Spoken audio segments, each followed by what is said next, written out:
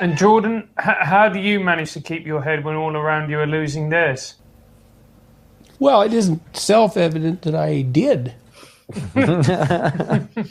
You know, I mean, first of all, battles pick you much as you pick them, maybe more.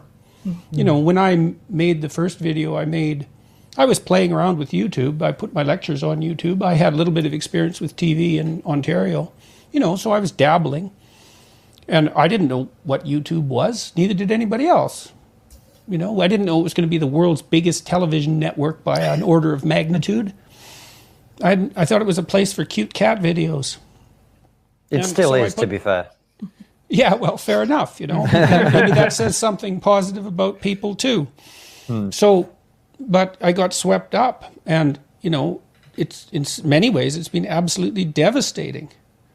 So now, I decided a long time ago that I was going to say what I thought, you know, that I was going to try to orient myself.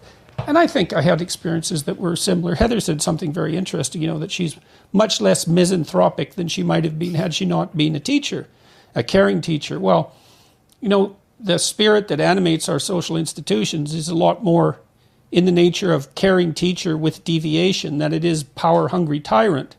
I really believe that. I mean, and you have to be extraordinarily cynical not to see at least some of that. And so the people I've known that were competent in their positions, in competent institutions, were mentors who encouraged. And that's a good relationship to have with people. And it's the opposite of the arbitrary expression of power. And it's something you do, both of you, the mentor and the mentee, let's say, the teacher and the student, you do that in the service of a higher ideal. And I've never met anyone that I admired who exploited their students, who considered that a power. I mean, I've met professors who didn't put their graduate students' names on research papers or were stingy about credit, but it's not like they were thriving. It just doesn't work. So, and when do you stay silent? Well, you stay silent until the weight of having to lie is worse than the danger of speaking. And I'm not fond of deceptive silence or outright lies. In my clinical practice, I never, ever, ever, ever saw anyone get away with anything. And so that was horrible. It's horrible to think that that's true. It's true. You think you got away with it. You just don't know the causal chain that led to your demise.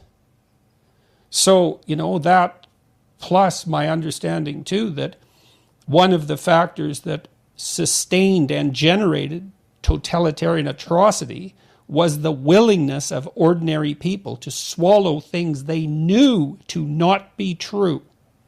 And that was insisted upon by the sophisticated observers of totalitarian states that I found most influential. You swallow enough lies, your state becomes a monster. And so, you know, I've upbraided myself continually for bringing the chaos of the world into my nice, tight, tidy little family. And it's been terrible. But, you know, in my defense, I would say, I'm trying to stave off something worse. And if you think that it can't get worse, that just means you don't know anything.